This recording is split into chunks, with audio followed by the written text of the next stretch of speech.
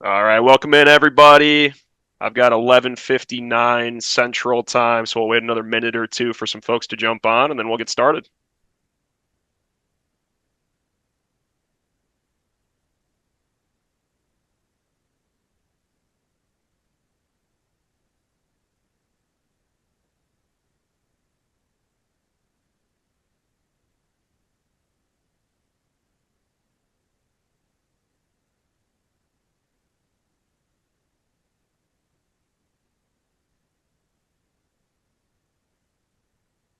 All right, so I am showing 12 o'clock Central Time, so we will go ahead and get started with today's session. Today we're going to be talking about Canada's urban forests, protecting beech and elm trees. And first and foremost, we want to welcome all of you to the broadcast here this morning, this afternoon, depending on where you're at here. My name is Jack Mazzatello. I'm a technical advisor here with Rainbow. I work at our main office supporting clients with plant healthcare diagnostic and treatment support.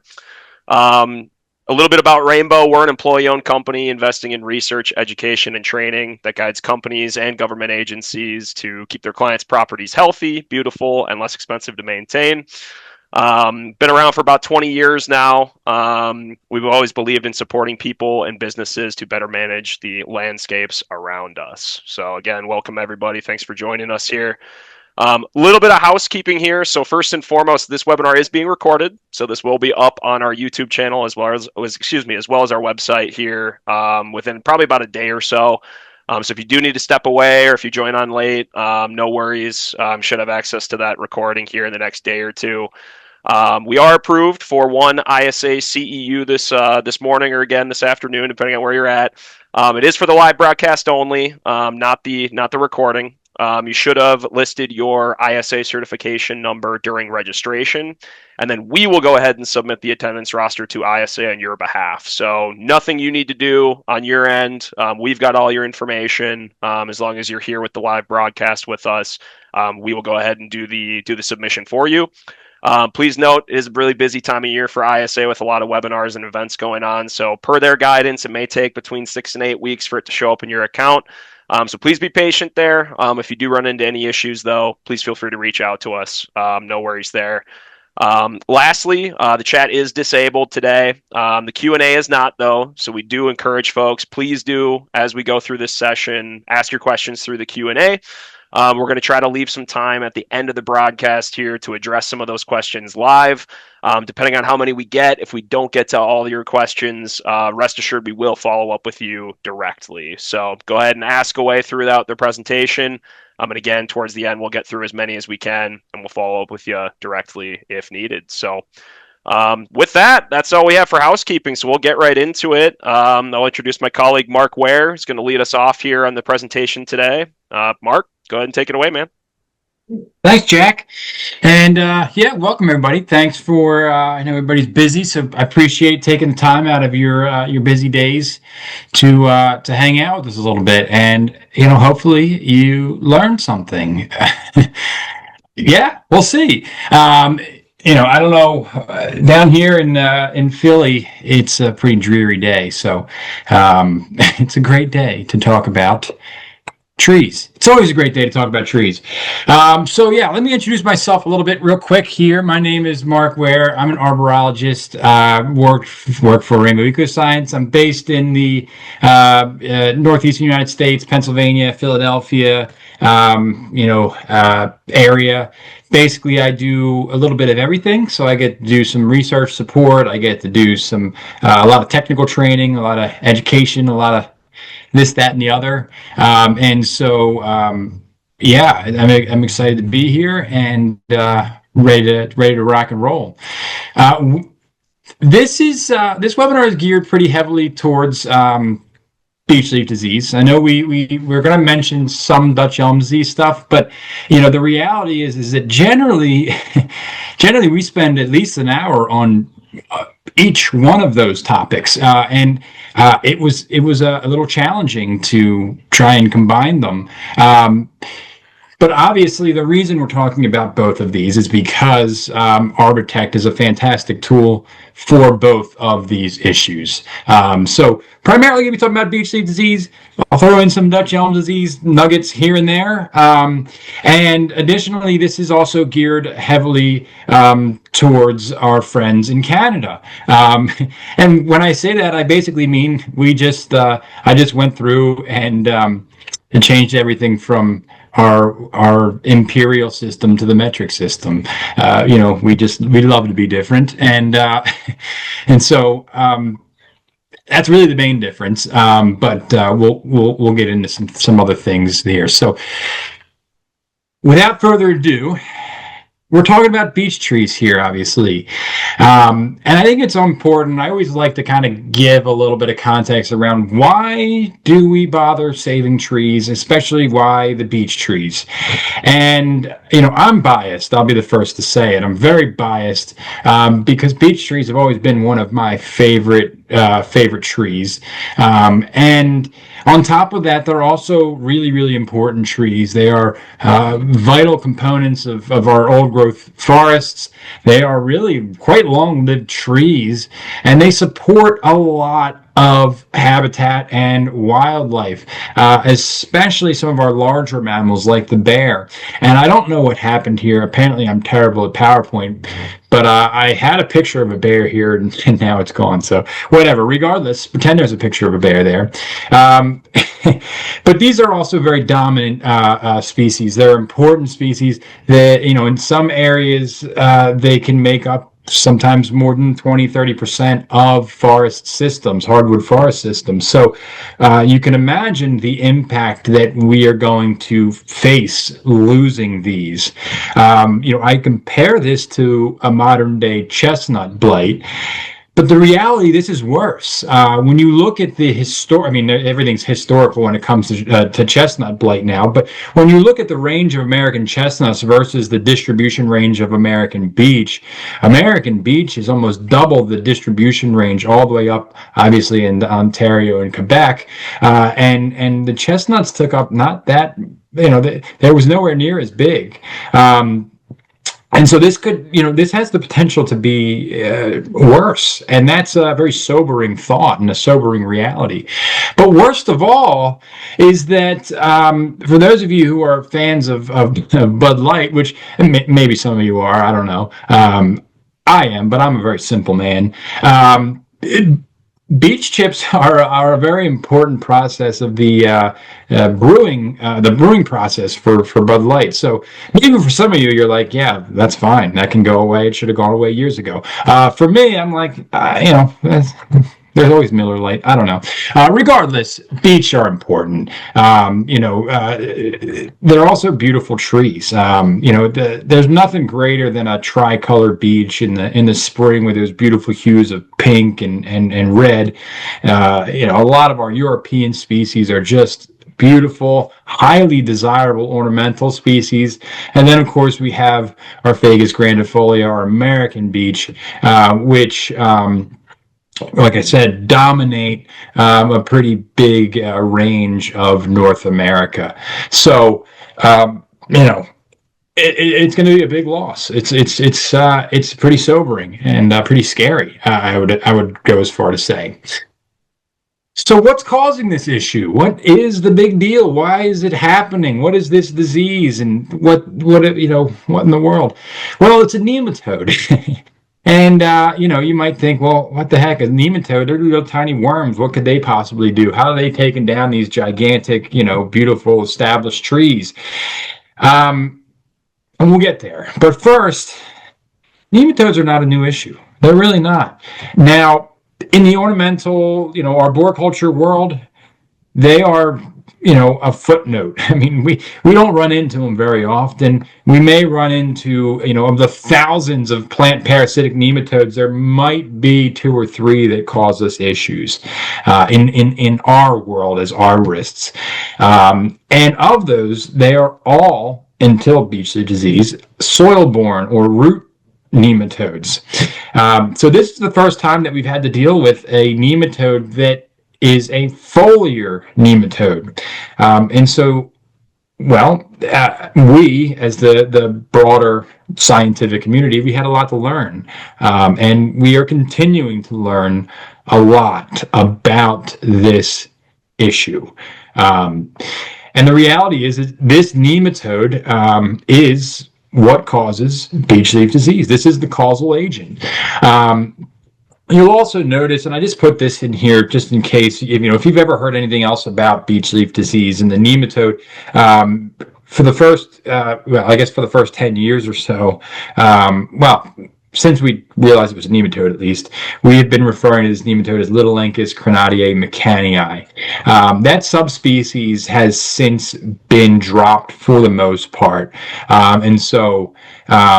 Basically, that is as a result of some of the U.S. Forest Service has gone over to Japan and looked much closer at the species we have and the species that's there, and determined that there is not enough difference to warrant that subspecies anymore. So not super really that relevant, but just something interesting. We'll talk more about that research that was done over in Japan in a little bit as well, because they learned some pretty interesting and pretty neat things.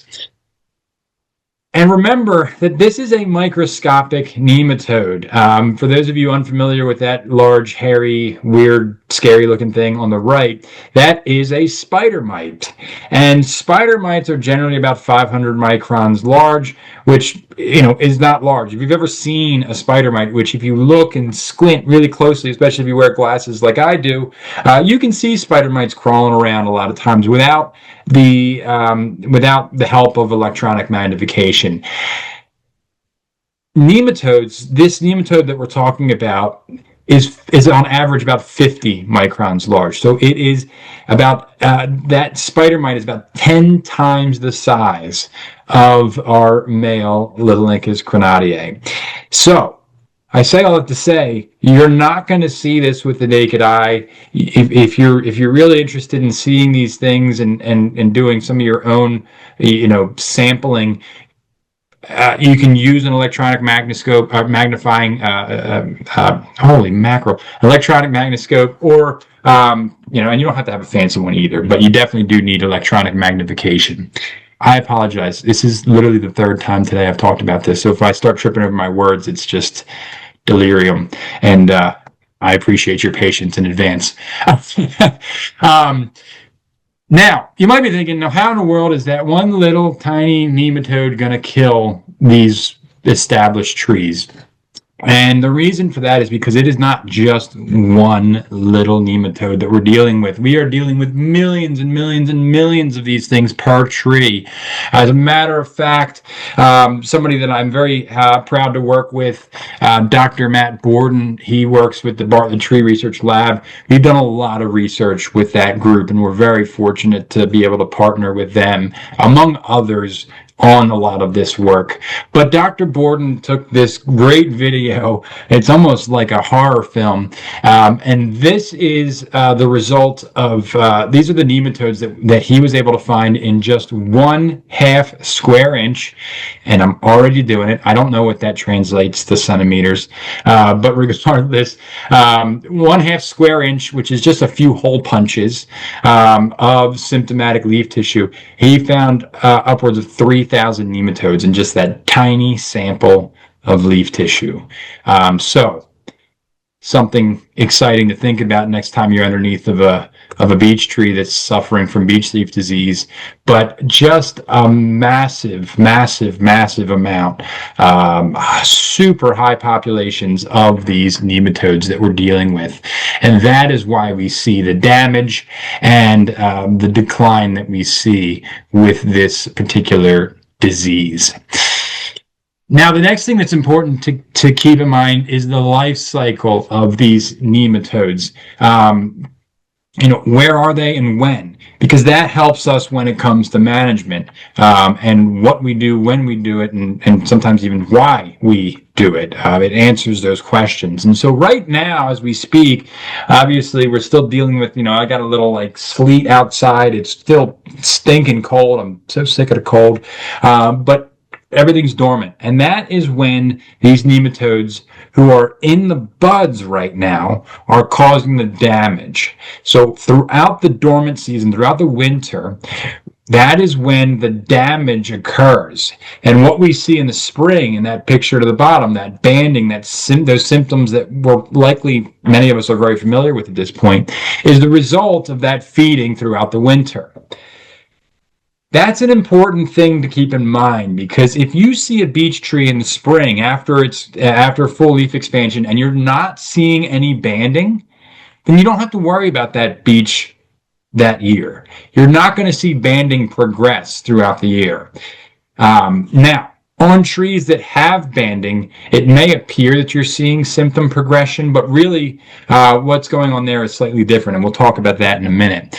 But basically, the way the life cycle works is we have the dormant feeding, the wintertime feeding. In the spring, these things move into the leaf and buds. They're pretty much dormant, and you don't see much of them throughout the summer. And then as we get into the late summer and early late summer and early autumn, is when we see them moving back into the buds to repeat this cycle. Now, as I mentioned, the symptoms don't progress. Like, the symptoms don't get worse as a result of the nematode, or the disease, if you will. However, the damage can get worse throughout the year. And I'll explain that in a minute. But Beech Leaf Disease is unique in that with a lot of the issues that we deal with on beech trees, or on trees and shrubs in general, right? When we're going out as diagnosticians trying to figure out what's going on with something, I'm usually the first one to encourage folks, whatever you do, don't just go off of symptoms alone. We're always looking for those physical signs, or we're taking a few symptoms and looking at, the time of year we're at, right? But the reason I'm saying all this is we don't usually just take one symptom at face value and make a diagnosis based off of one symptom. Usually, there are always nuances and exceptions to things, and this is one of those exceptions. If you're seeing on a beech tree dark interveinal bandings, or dark banding, looks like somebody took a Sharpie and drew them in the lines of the veins of the leaf, that is a pretty surefire symptom and a surefire diagnostic tool for Beech Leaf Disease. There really is nothing else that causes that type of damage. That is a pretty surefire symptom, and that is something where you could make a diagnosis off of that one symptom alone. And that's great for a lot of our, especially American beech species. But that banding can be kind of tricky to see on a lot of our copper or purple leaf varieties.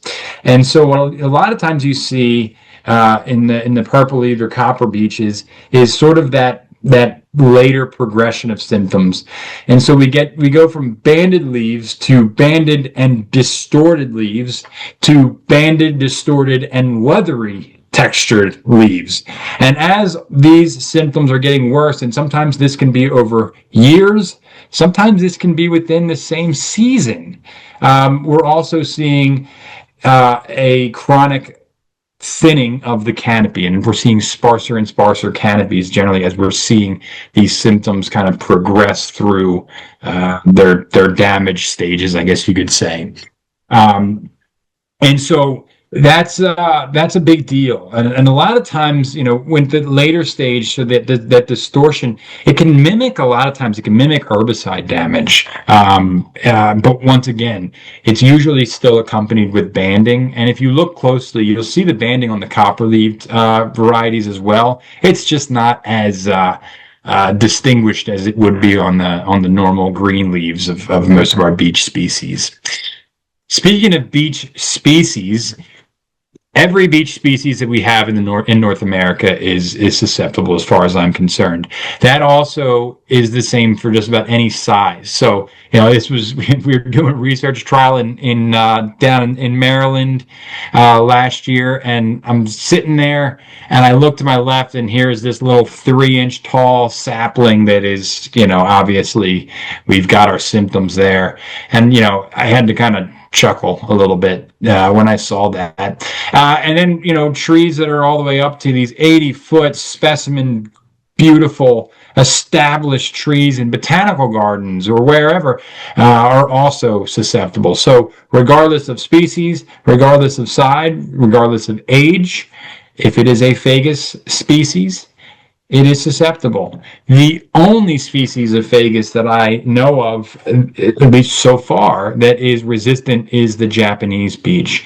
And the Japanese beech, to my knowledge, is not a species of beech that we have here in North America. So, all that to say, if you're running across beech species, you better be keeping an eye out for beech leaf disease.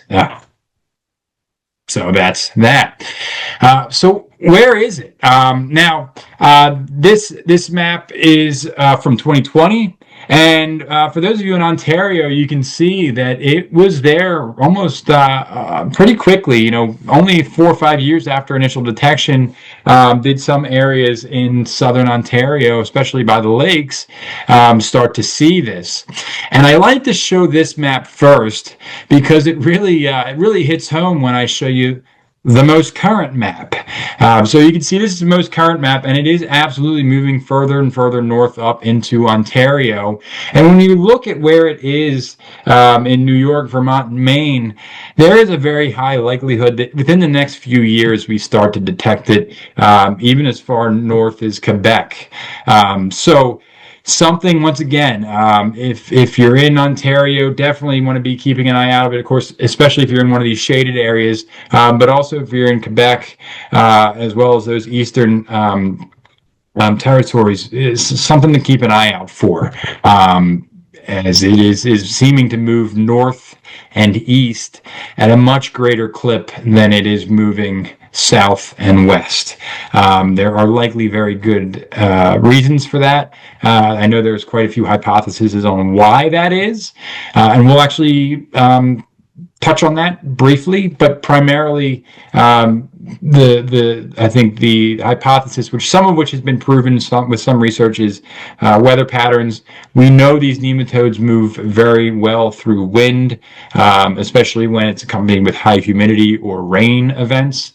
And so we also know that we will find these in the plumage of birds, as well as the fecal matter of birds. So in one research study, they were finding about 10% of the samples that they took they were able to find viable beech leaf disease nematodes, Litholinchus crenatiae, in those samples. So that opens up the door to a host of other mammals that could also be spreading it. So more to learn on the vectors, but regardless, it's moving, and it's moving pretty dang quick. You can see those yellow shaded areas are the areas where it has been detected last year. So there are, especially in that southwestern Ontario region, a couple additional areas where you're dealing with it now. So what's going on within the plant? And this is, I think, something that's important. I mean, and this is nothing really earth-shattering, but it is something that's worth thinking about, because we see a lot.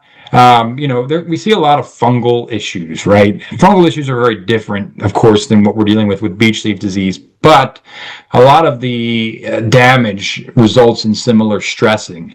For example, you're losing leaves during the growing season, and that plant is then having to expend additional energy to put more leaves out. We know that trees have a carbon budget, much like we would have a financial budget. And so when you have things that arise, like having to completely put new leaves out, it's pretty significant. I mean, I compare this to, as humans, we have our financial budgets, right?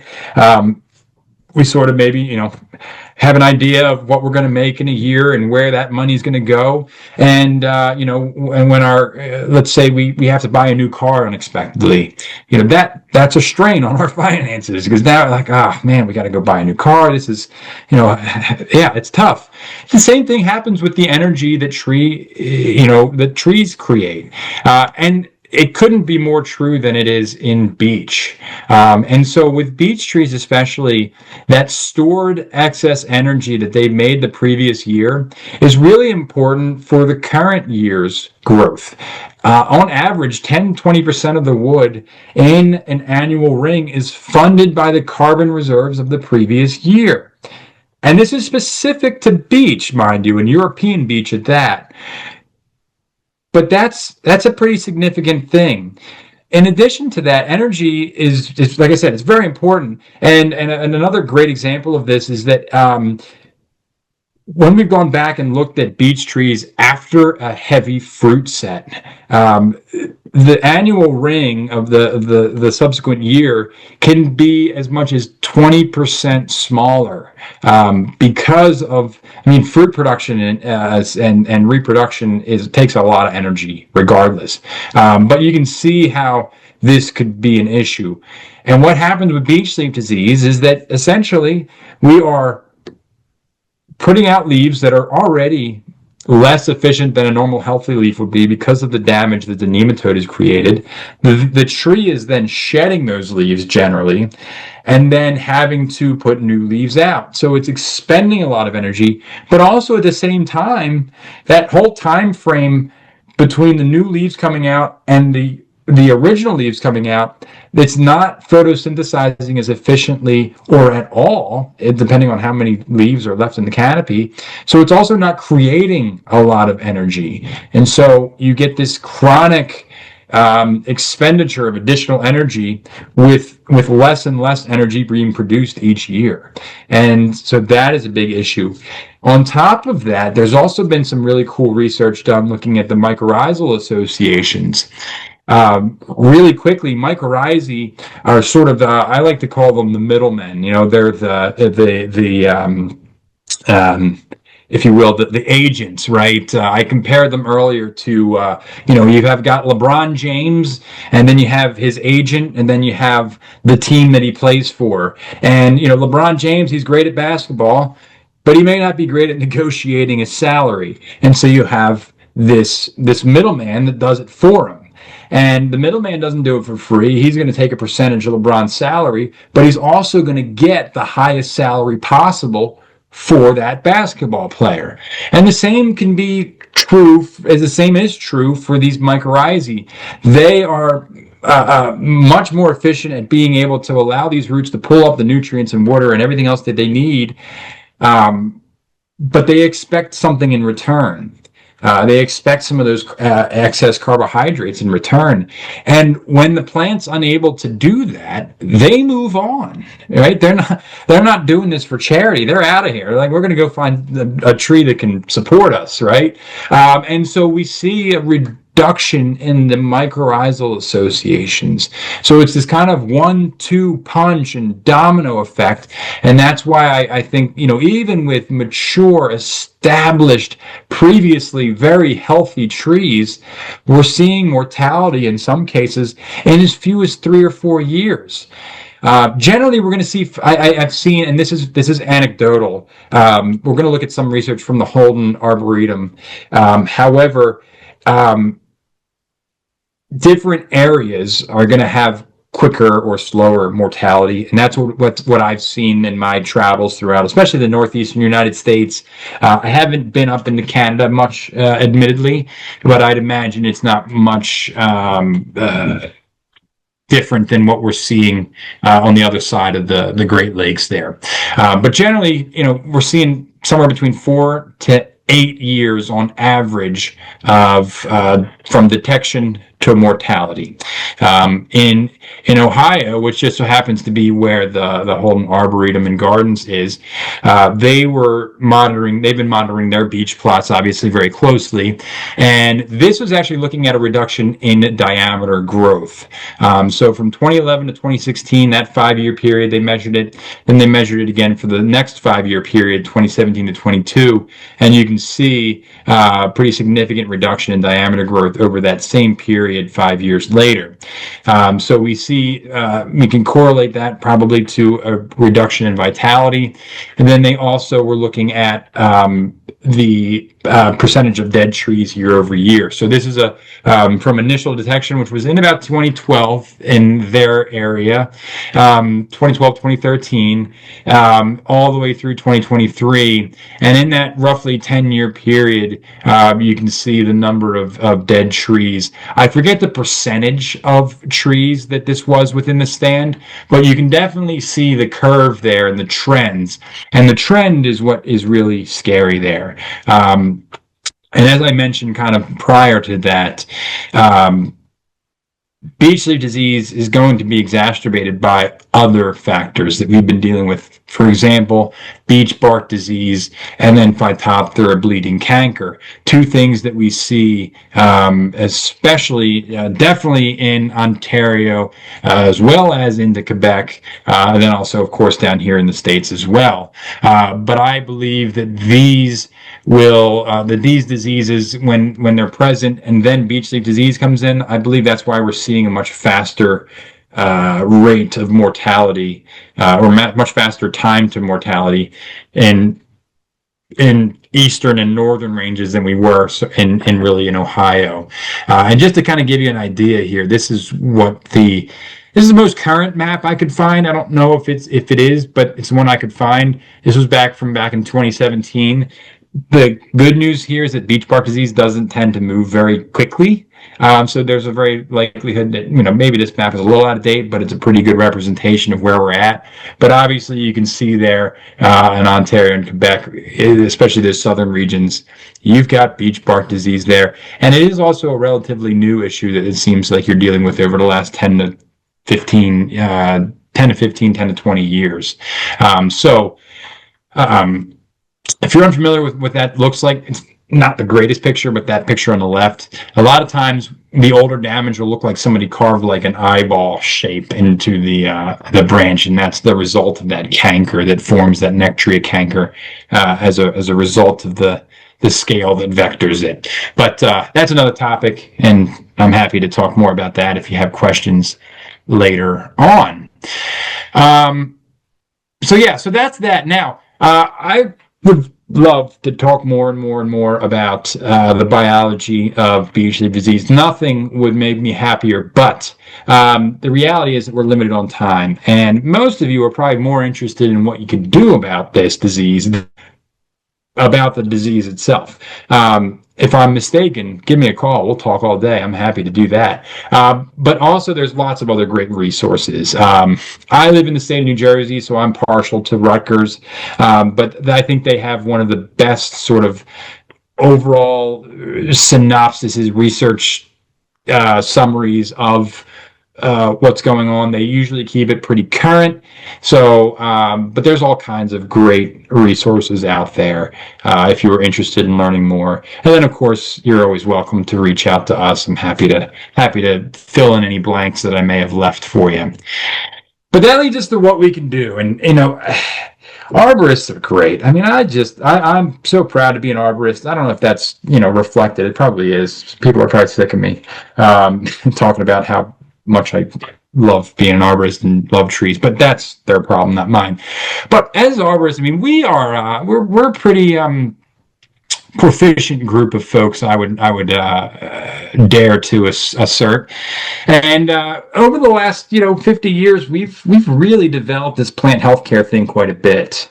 And it has really come in handy for quite a bit. You think about emerald ash borer and Dutch Elm Disease, which, yes, I know I haven't talked at all about that, but it's coming, don't worry. And now, with Beech Leaf Disease and so many other things, hemlock woolly adelgid, that's, another thing that you're dealing with in Ontario, especially recently, in the last 5 years, that's showed up. Sorry. Or you're welcome. I don't know. Regardless, there's all kinds of things. And so we've really we've built these skills. And the reason I think that, for first thing, Liam Neeson's great. I mean, how do you not like Liam Neeson? But we really have developed this set of skills.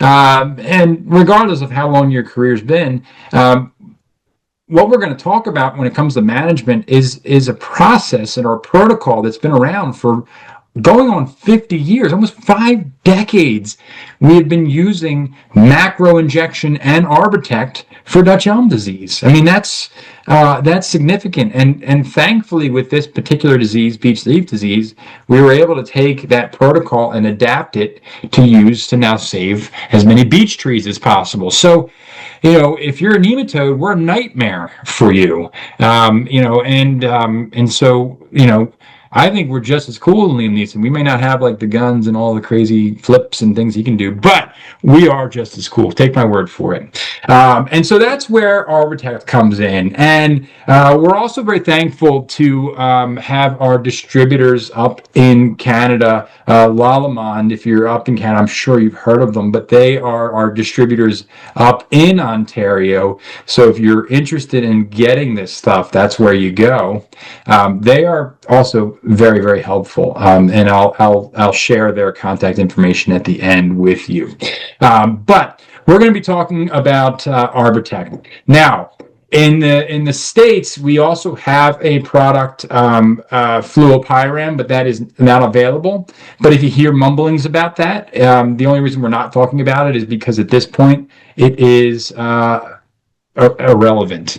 But don't feel like you're missing out, because Arbortect is really, I think, has become the go-to tool for it. The Broadform and fluopyram products, they do work really, really, really well, but they have their limitations and they have their considerations. As does Arbortect, but I think for a few reasons, Arbortect is sort of the go-to, even here in the States where we may have additional options. But that's that. I also wanted to talk very briefly about potassium phosphates, and admittedly, these are products that you can use in Canada. However, I'm not going to be helpful when it comes to which products and where to get them. That is where my helpfulness stops. That being said, if these are something you're familiar with, or maybe something you're not familiar with, phosphates are a fantastic tool for a lot of things. We use them extensively for things like abiotic stress. We've also used them to help control some of our fungal and oomycete pathogens, such as Phytophthora bleeding canker, Phytophthora root rot. They have a pretty broad use case when it comes to where they provide value for our ornamental trees and shrubs. They're also used quite widely in the agriculture field, especially for fruit and nut producing trees. So there's a lot of products that are out there that use this product. And it's for good reason. I mean, they do a lot. They'll switch on the defense mechanisms within plants, and do a lot with strengthening cells and things of that nature. So they're great products, and they really have a use case. And the reason I'm bringing them up right now is because I believe, and research has shown this as well, is that when they are used in conjunction with thiabendazole, Arbortect, they do provide quite a bit of value, especially in the recovery phase. This is not something that I would recommend at this point to use by themselves when it comes to managing Beech Leaf Disease, but they can be an important and valuable part of the overall protocol. That being said, if these are unfamiliar, if you don't even know where to get them, don't worry about it. These don't have to be used in order to get good results with Arbortect, but they can be helpful if they are something you're familiar with. So once again, if you want to talk more about that, I'm happy to take that offline. But I think we can move on from that for right now. Now, one of the things, and this goes kind of hand in hand with the phosphate conversation, but cultural management is also a very, very important step to take when we're dealing with these beech trees.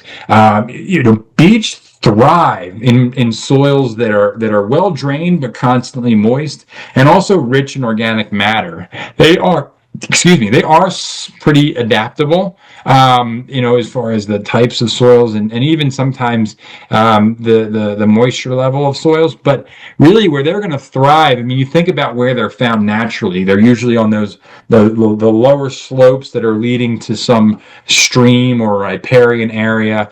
That's where we find them naturally, because that's where they really thrive. That well drained, kind of that sandy loam soil. Usually, the richer in organic matter, the happier they are, and they can be a little finicky. And so, a lot of times, especially in the ornamental landscape, where Lord only knows what that soil is made up of, where it came from even, when they build these houses, a lot of times when they're excavating for the basement, who knows what they're planted in.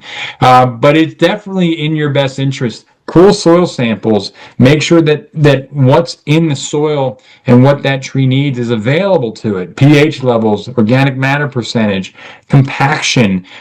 Tools like the air spade are fantastic for helping to alleviate a lot of that cultural and abiotic stress. So I can't say enough about how valuable that stuff can be. Once again, it's not enough to control beech leaf disease, but when you do it in conjunction with your Arbortect treatments, the results are that much better. And you're going to have that much healthier of a tree. So something I would highly consider, once again, I think I said this a few times. If you're unfamiliar with the air spade or with working with air tools, they are something that I think every arborist should be familiar with, and utilize much more often than they're utilized currently. I think they are a very underused and undervalued tool in our industry, and that's a shame. And so if you're interested in learning more about that, please reach out. I'd be happy to chat more.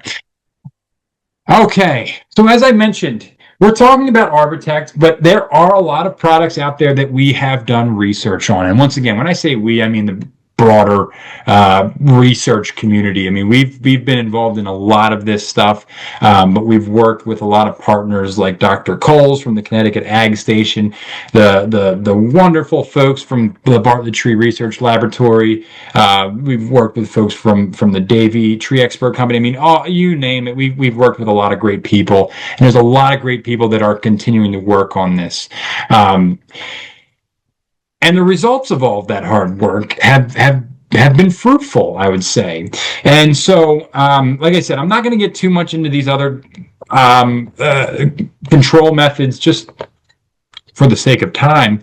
But if you are interested in reading more about them, pretty much every research paper that has been published on beech leaf disease is open source. And so using tools like Google Scholar, it's really easy to find a lot of this. I mean, it's very current and very well done research for the most part. And so included in that are these two papers that are looking at both fluopyram, but also a lot of the other management methods that we tried, especially early on. We looked at benzoate. We looked at a lot of like acephate and abamectin and oxamil and a lot of these other active ingredients. And basically what we found is the majority of them, unfortunately, did not work, which left us with this very limited list of solutions that do work. But obviously, Arbortect is one of them. So let's talk a little bit about Arbortect, because a lot of folks get confused and they go, well, what in the world? Arbortect, it's a fungicide. We use it for Dutch Elm Disease. Why in the world are we using it for a nematode? That doesn't make any sense.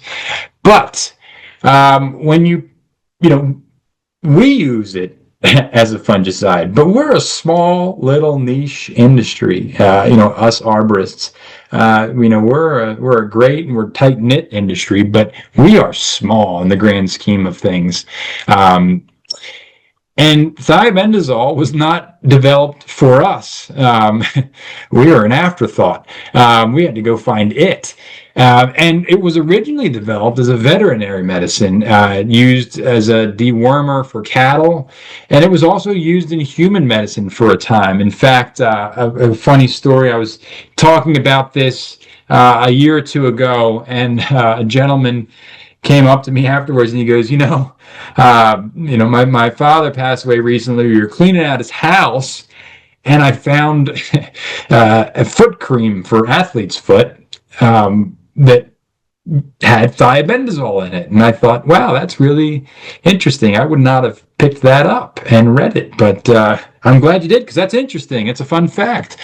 But the uses for human medicine, I think, are we have much better medicine available now. So probably wouldn't recommend using it for anything other than its labeled purpose, for sure.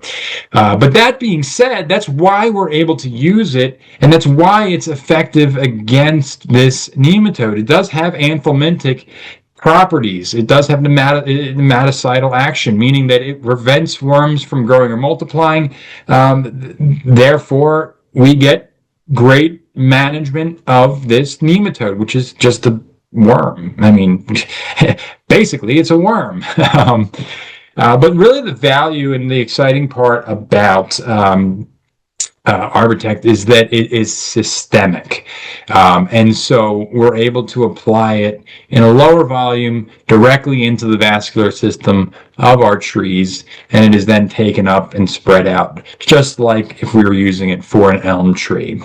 So as I mentioned, this is applied via a macro root flare injection. The difference, if maybe you've used triazine in the past or currently for emerald ash borer up there in Canada, that is applied via what we refer to generally as a micro injection. The biggest difference between micro and macro injections usually is the volume of solution that we are injecting. And so with Arbortect, it is considered a macro injection, because instead of using it in milliliters, very small 1 to 10 to 20 milliliters per inch, we're talking in much larger volumes, up into the liters. We're diluting some of this sometimes, a liter per inch or more. So we refer to them as macro injections, just because of how much additional solution we're putting into the tree. The other really nice thing about this is that it's effective for 2 years, and there is a chance that we might get a third year out of it, but we're really only 3 or 4 years into a lot of this research. And while the results have been consistent, the rates we've been using, we've been playing with rates and timings and all that kind of stuff, and so that it's hard to sometimes make a determination on more than 2 years at this point, but we will have data to support we will have data to possibly support, 3 years in the future. But for now, I want to be very clear that it is a 2-year treatment. So every other year we'll be treating with Arbortect to get consistent management. But as I mentioned, research is ongoing.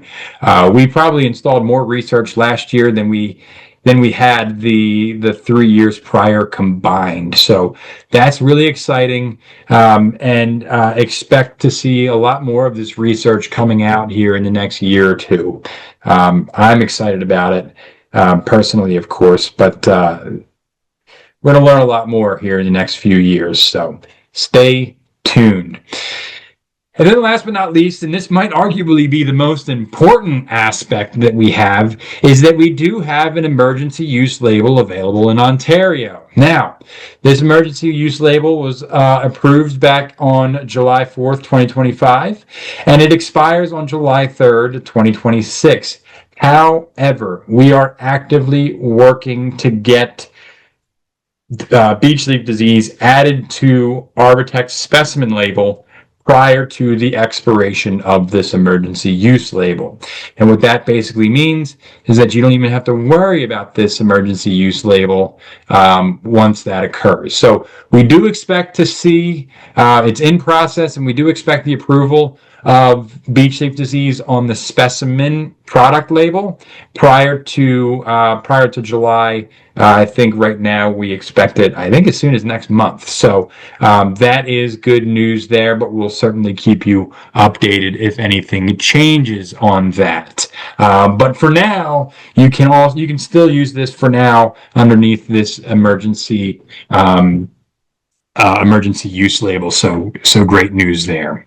As I mentioned, this is all stuff.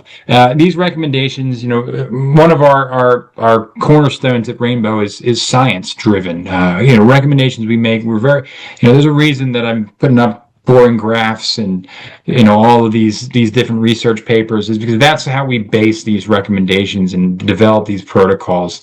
It's not guesswork. It's a lot of work to get these recommendations. And so I wanted to quickly share with you some of the data that is published and is available on Arbortect specifically. And once again, we're very fortunate to work with the folks from Bartlett Tree Research Lab and partner with them doing this stuff.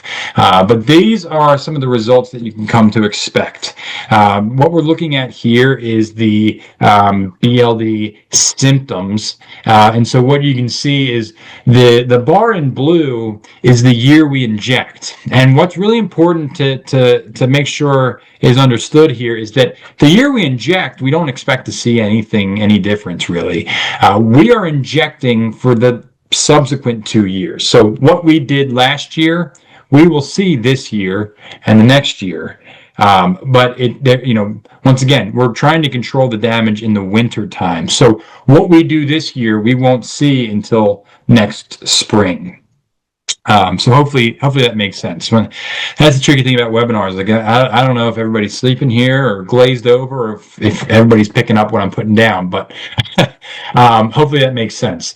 The other thing that we rate these treatments on is dieback, and so this is looking at dieback over 2 years. And once again, great results. The 3 bars on your left versus the 3 bars on your right. On the left is treated, on the right is untreated. And what you can see is basically we saw no increase in dieback post-treatment, whereas our untreated, we did see quite an increase in dieback percentage the subsequent 2 years.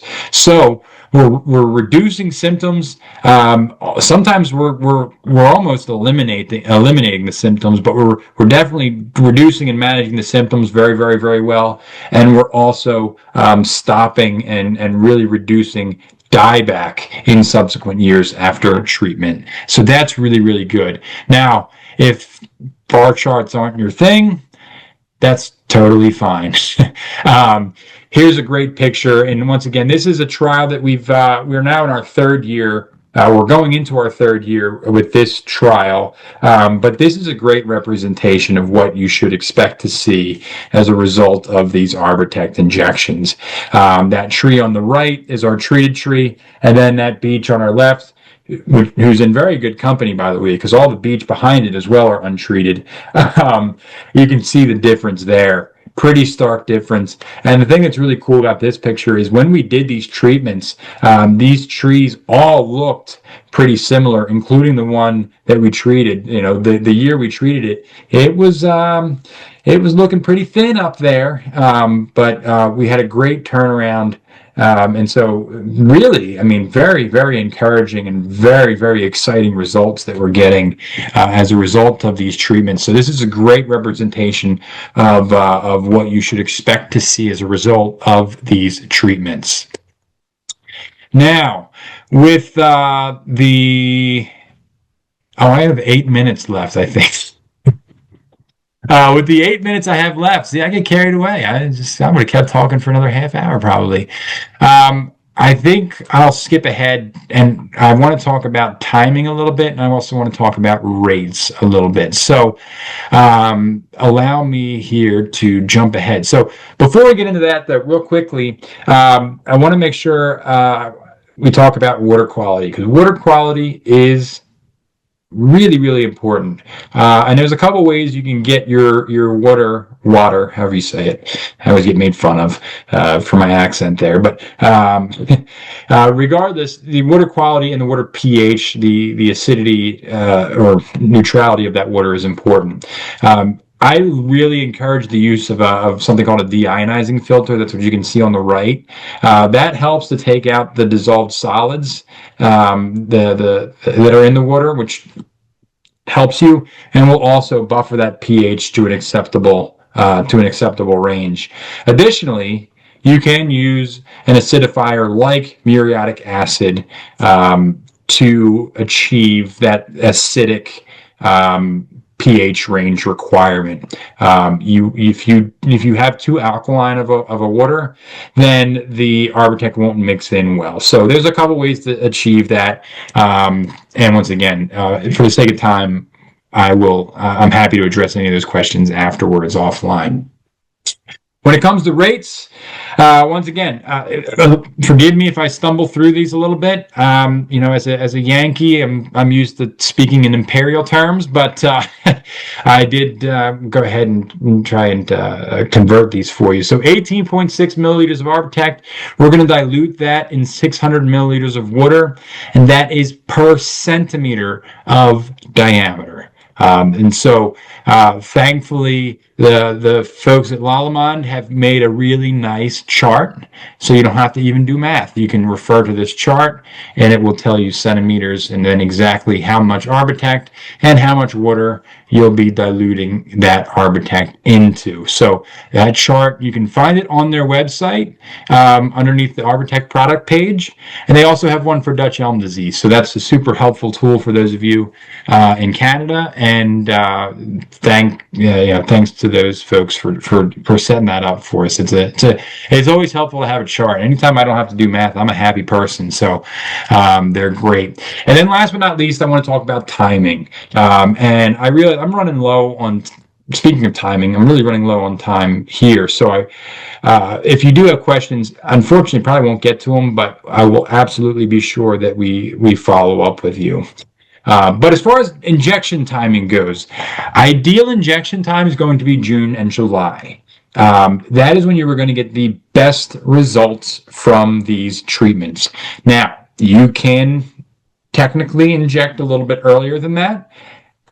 You can also inject a little bit later than that. However, I would highly recommend getting these treatments done between June 1st and July 31st. I think there's 31 days in July. That's my ignorance showing. I don't know. But by the end of July, try and have all of these treatments done. Now, inevitably, we get the call in August from somebody who wants their treatments done. You can still inject in August. However, bear in mind that the results may not be you may not get as much management than you would if you injected in June, July. You'll still certainly see an improvement, but it may not be as great of an improvement as you would see in that ideal timing window. So bear that in mind. The last thing, I lied. This is actually the last thing I'll talk about before I wrap it all up here is... Let me skip ahead. I always put too many slides in here. I promised we would talk about Dutch Elm Disease. And I thought it would be interesting to draw some parallels between Dutch Elm Disease and Beech Leaf Disease because for those of you familiar with the Dutch Elm Disease protocol, it is very, very similar to what we're doing with Beech Leaf Disease with some exceptions. For Dutch Elm Disease, Arbortech is strictly preventative. So if you are trying to treat therapeutically or reactively for Dutch Elm Disease, it is not going to work. For Dutch Elm Disease, strictly preventative. For Beech Leaf Disease, on the flip side of that, that is almost purely reactive. I would not recommend treating preventatively for Beech Leaf Disease. Now, if the neighbor has a beech that has Beech Leaf Disease and the property you're on doesn't have it, there's a very high likelihood it's going to get it next year, so you can go ahead and treat in that case preventatively. But for the most part, with Beech Leaf Disease, we're going to wait until we see symptoms to do our treatments. With elms, symptomatic plant tissue, so that flagging and that staining, that stained vascular tissue must be removed prior to injection. But the same, thankfully, is not the case for Beech Leaf Disease. We're not removing symptomatic foliage prior to treating. So once again, sort of a difference there. With Dutch Elm Disease, once again, preventative. If there is any symptomatic tissue, we're getting rid of that and making sure it is completely removed prior to treatment for Dutch Elm Disease. With Beech Leaf Disease, we're just treating it once we see those symptoms. elm rates can vary based on your diameter. And as well as reductions, we do recommend reductions made for missing and shared canopy when it comes to elms, especially once you get outside of American elms. If you're doing species outside of Ulmus americana, we definitely recommend halving your rates, so the rates can change. For beech leaf disease, at this point, the rate is the same no matter what the size, no matter what range or size that beech tree is. Now, we do recommend, I believe it's 25 centimeters being the minimum you inject, but once you're over that 25 centimeter recommendation, the rate is all the same. And then finally, as we wrap up here, when used correctly, Arbortect is going to provide reliable and predictable protection for both issues, Dutch elm disease and beech leaf disease. Dutch elm disease, we know we're going to get. It's almost a guarantee. And with beech leaf disease, we've been seeing, once again, being about 4 or 5 years into it, we've seen very consistent and very reliable results, and so we expect almost the same there. So that's great news. That's really exciting. And to wrap it all up, as I mentioned, you'll be hearing from me. If you put a question in, we're not getting to it. I apologize for that. But you will be hearing from myself or Jack. Jack is a wizard. He's one of the, we're really thankful to have Jack. He's a huge asset to us. And we've got a great technical support team, and you'll be hearing from us if you have questions. Same thing, if you think of questions in the field later on, or later tonight or whenever, you're always welcome to reach out. We love to hear from you. And we also have, once again, great support from Lallemand. If you have questions, or if you're in Canada and you need to order this, once again, Ontario is the only territory, I think is the right word. You'll have to forgive my ignorance there. But if you're in Ontario and you're interested in purchasing Arbortect, you will be going through Lallemand. But that is their support email, and they're great as well. So we're very thankful to have them as a distributor up there in Canada. And you can reach out to either one of us with questions really at any time. So with that, we are done. We are right on time. I appreciate you all being here. I hope you learned something valuable.